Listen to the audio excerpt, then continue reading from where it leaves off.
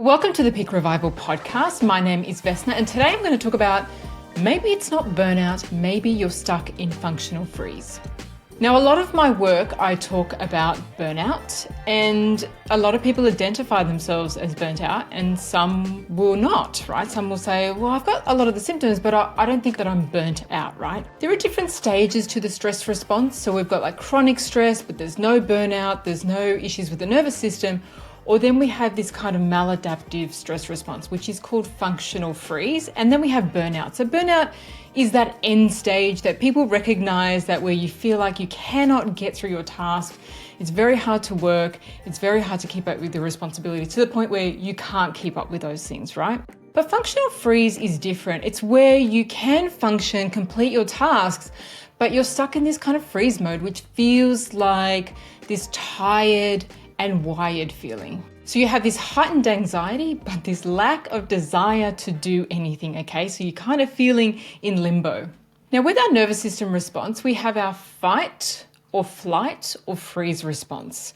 For some of my clients, a freeze response can look even more severe than some of the symptoms that I'm going to go through. For some people, they notice that they can't do the task. Like they'll get to a point in their day where they just feel so kind of frozen and they can't do their tasks and they have to have a nap or lay down or completely just stop doing and withdraw from their work in order for their nervous system to relax, okay? But here are some of the symptoms to identify whether you are in this functional freeze. And again, it's when our sympathetic nervous system, which is part of the fight or flight or freeze response, is activated continuously, and it's telling us that we are not in a safe environment, and it's a reaction due to stress overload or trauma. So the symptoms look like this ongoing low-level anxiety. So you might wake up in the morning with this anxiety and feel like this sense of dread or something's going to go wrong, or it feels like something bad is going to happen in your day. You feel exhausted. Maybe you have this kind of nervous energy. You're tired, but you're wired. You rely on caffeine, in the morning. You rely on wine and chocolate at night. Maybe you try to escape with Netflix and go to bed early, or you're just out on the couch. So this tired and wired, this feeling on edge, like you could be easily set off, but even though you may not show that you're set off, and that's another key example, is that internally you're triggered, but you may not show that on the outside world. There are sleep issues, either trouble falling asleep or you're waking up in the middle of the night.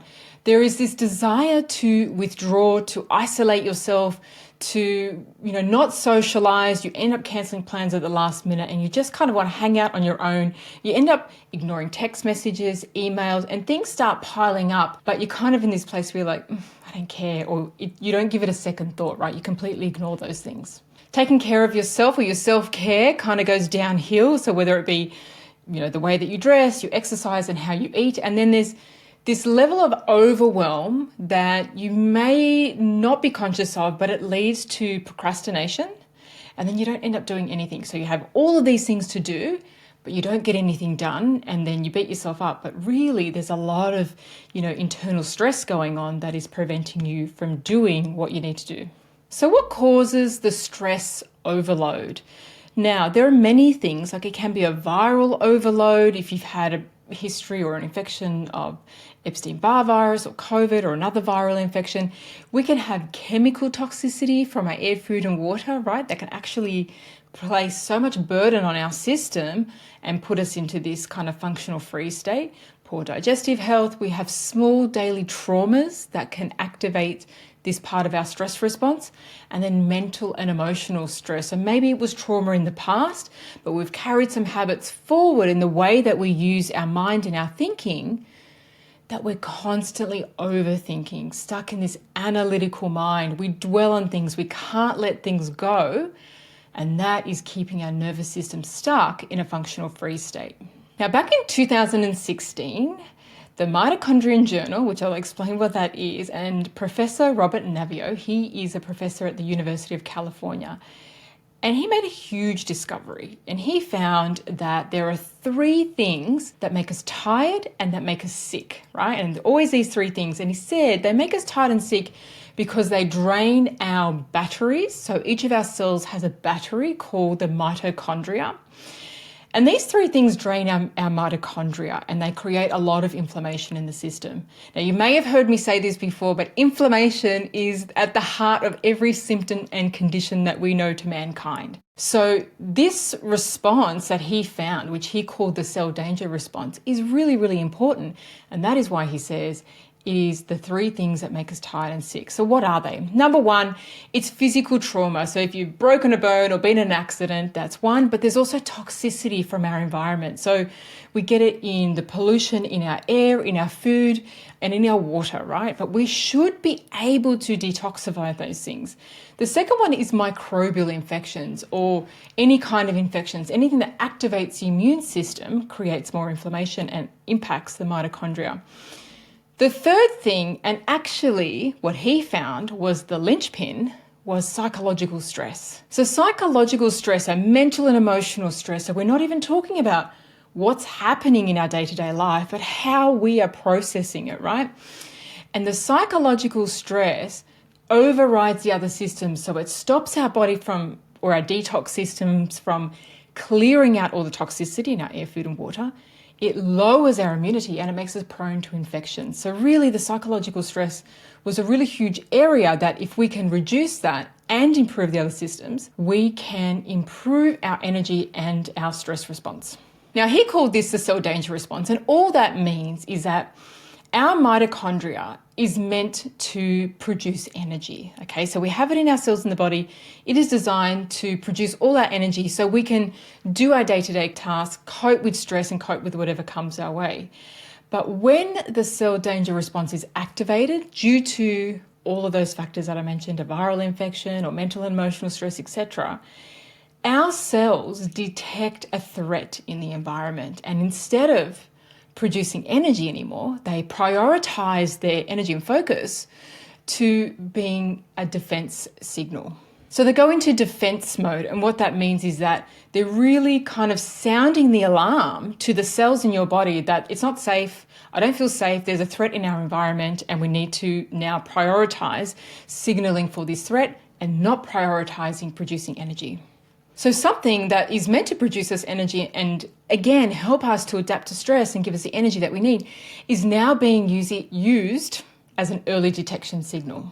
So what can we do? If you're feeling in this place where you go, okay, I'm not in burnout, but I definitely feel anxious, exhausted, I am relying on caffeine, chocolate, wine, I am withdrawn from people and my tasks, and it's annoying because I know I have so much to do, but I just don't want to do it, right?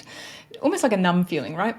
And so if this is you, well, what can you do? Well, we want to address the cell danger response. So we want to reduce or remove toxicity in our environment. So we want to make sure that you're eating a healthy diet, cutting out processed foods, having regular meals, having good amounts of nutrition in your diet. Okay, so cutting out sugars and alcohol and chocolate as best that you can, because if you're relying on those foods as a crutch, it may feel harder for you to cut them out at the moment. Okay, but the best you can, you want to make sure that you're eating more home prepared meals than anything processed or anything takeaway.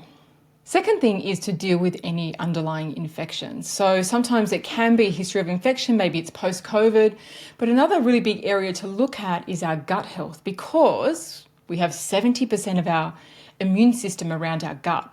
So we're looking at gut health, digestion, and our microbiome, which play a huge role in our immunity. So clearing up infections and making sure you have proper digestive health to sustain high levels of immunity.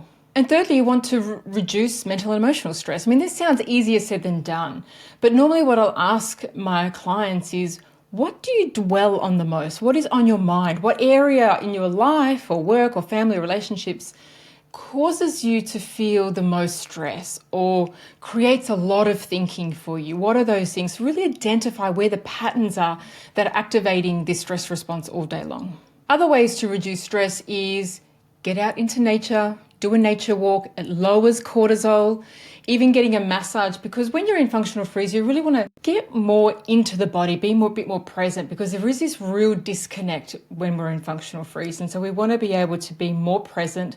So nature, massages, anything that helps you to relax that's not relying on Netflix or anything that numbs you out. Okay, so just to go over it, yes, you can be in functional freeze where you feel heightened anxiety without the desire to do anything, but you feel exhausted, you have poor sleep, you may have issues with digestion, and you just want to withdraw from the world. You just feel like, you just want to isolate and just be on your own, and so you end up ignoring things and things start piling up. So if you're in that state, there is a lot that you can do. One, reducing toxicity in your environment, improving your diet. Number two is making sure that you address any underlying infections and improve your immune system. And number three, reducing mental and emotional stress. These are the ways that we signal to the body that we are safe on a cellular level, okay? And then that starts to change our biology. It allows us to cope with our everyday demands and helps us to thrive. So I'd love to hear from you in the comments who identifies with having functional freeze, this kind of maladaptive stress response where you're not burnt out, but you definitely have those symptoms and you know that it's impacting you, right? You know that it's affecting your work, your relationships, your time with your kids and quality of life. Let me know in the comments below.